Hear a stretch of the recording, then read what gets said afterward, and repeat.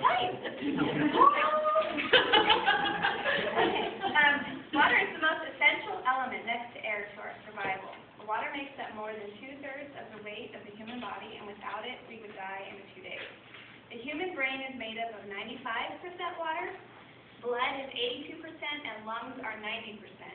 And a mere 2% drop in our body's water supply can trigger signs of dehydration. Fuzzy short-term memory, trouble with basic math, and difficulty focusing on small print such as a computer screen can all be symptoms of dehydration. Mild dehydration is also one of the most common causes of daytime fatigue.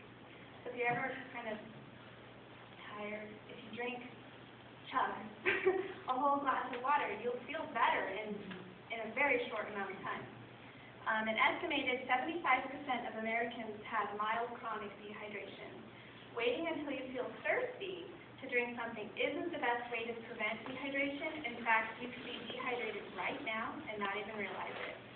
Thirst is actually a late sign of dehydration. And have you ever heard the phrase, "I'm dying of thirst"? Probably. Water. Okay, water is important to the mechanics of the human body, and the body cannot work without it. Just as a car cannot run without gas and oil. In fact, all the cell and organ functions made up in our entire anatomy and physiology depend on water for their functioning. When you consider water's many purposes, you begin to realize just how important it is. And on plan, how much water should we be drinking? Does anybody know? 100 ounces. Half our body weight in ounces. Half our body weight in ounces. So, if you're 200 pounds, you need to drink. If you're maintaining and you're at your goal, the water is still very important, but you don't have to drink as much, and I'll go on to tell you why. 64 ounces at least. So, but if you're over 130 pounds, you need to be drinking more than that.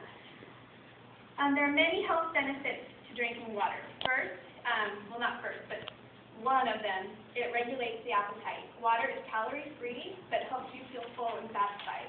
Water can keep us from overeating, as studies have shown that when we feel hungry, 30% of the time, our bodies are actually signaling for water.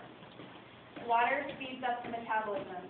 A recent study showed that drinking 2 8-ounce glasses of cold water increased metabolic rate by 30% for 90 minutes. And what is metabolism anyway? The Webster Dictionary defines it as the process by which a substance is handled in the body. And there are many forms of metabolism going on in our bodies right now, but the one that we're all concerned about is the metabolism of fat.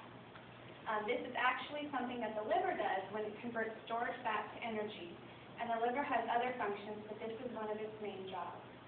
Unfortunately, another one of the liver's duties is to pick up the slack for the kidneys, which need plenty of water to work properly. If the kidneys are water deprived, the liver has to do their work along with its own, lowering its total productivity. It then can't metabolize fat as quickly or efficiently as it could when the kidneys were pulling their own weight. And if you allow this to happen, not only are you being unfair to your liver, but you're also setting yourself up to store fat. Drink your water. Water releases toxic waste products such as pesticides and preservatives from our cells. It also flushes our kidneys and helps prevent against kidney stones, which are buildup of calcium deposits in your kidneys. Drinking more water actually will cause less water retention. The more water you drink, the more your body will begin flushing itself of the water it has been storing throughout those years of survival mode. So all of your swelling and inflammation that occurs when you eat bad, as you continue to give your body all the water it could ask for, it gets rid of what it doesn't need. It gets rid of the water it's holding onto in your ankles, your hips, your thighs, hopefully your belly. And your body figures it doesn't need to save those stores anymore, and it's trusting you that as long as you keep the water coming, it will keep flushing out the water and not storing it. Water helps regulate the blood pressure because of those mechanisms. It keeps, once your body figures out it's getting enough water, it can put enough water into your circulatory system to help keep your blood pressure stable. It boosts your energy, as we talked about earlier. It prevents headaches, most headaches. It helps reduce your cholesterol. It's a lubricant. It forms the fluid that's in our joints and eases joint pain. It improves skin, and you'll like this one. Water is the best beauty treatment. It's true.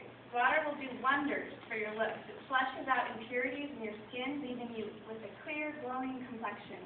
It also makes your skin look younger, and skin that becomes saggy, either due to weight loss or aging, can plump up very nicely when the skin cells are hydrated. In addition, it improves muscle tone. You can lift weights, but your muscles are suffering. But if your muscles are suffering from low water, you won't notice a difference in your muscle appearance.